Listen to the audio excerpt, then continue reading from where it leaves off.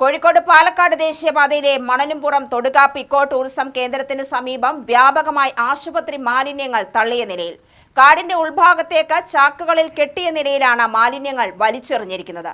സ്ഥലത്ത് മരുന്നുകുപ്പികൾ, ഗുളികകൾ, മെഡിക്കൽ മാലിന്യങ്ങൾ എന്നിവ വലിയ തോതിൽ ചിതറിക്കിടക്കുന്നതായി കണ്ടെത്തി.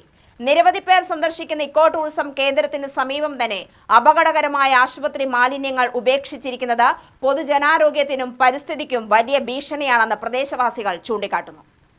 ദേശീയപാതയോരത്തെ ഈ പ്രദേശത്ത് മുൻപും പലതവണ വിവിധ തരത്തിലുള്ള മാലിന്യങ്ങൾ തള്ളിയിട്ടുണ്ടെന്ന് നാട്ടുകാർ പറയുന്നു.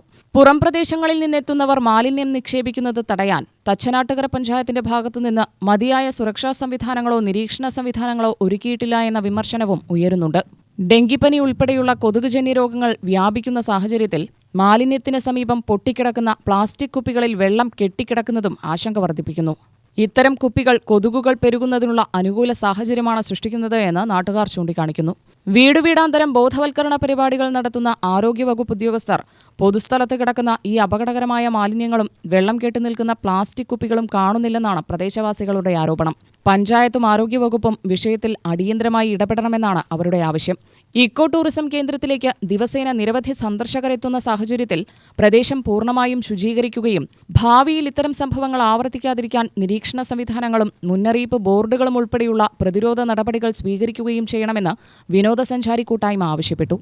തച്ചനാട്ടുകര പഞ്ചായത്തില് ഡെങ്കിപ്പനി പോലെയുള്ള ഈ രോഗങ്ങൾ വ്യാപിച്ചുകൊണ്ടിരിക്കുകയാണ്, റിപ്പോർട്ട് ചെയ്തിട്ടുണ്ട്. അപ്പോൾ അതിന് ഒക്കെ ഇപ്പോൾ ഇവിടെ തന്നെ ഈ ഒരു പാത്രത്തിൽ ഒരു വലിയ പാത്രങ്ങളിലൊക്കെ ആയിട്ട് വെള്ളം കെട്ടി കിടക്കുന്നുണ്ട്. ഇതൊക്കെ നീക്കം ചെയ്ത് ഈ ഭാഗങ്ങളൊക്കെ ശുദ്ധീകരിക്കണം. UTV news, Palakkad.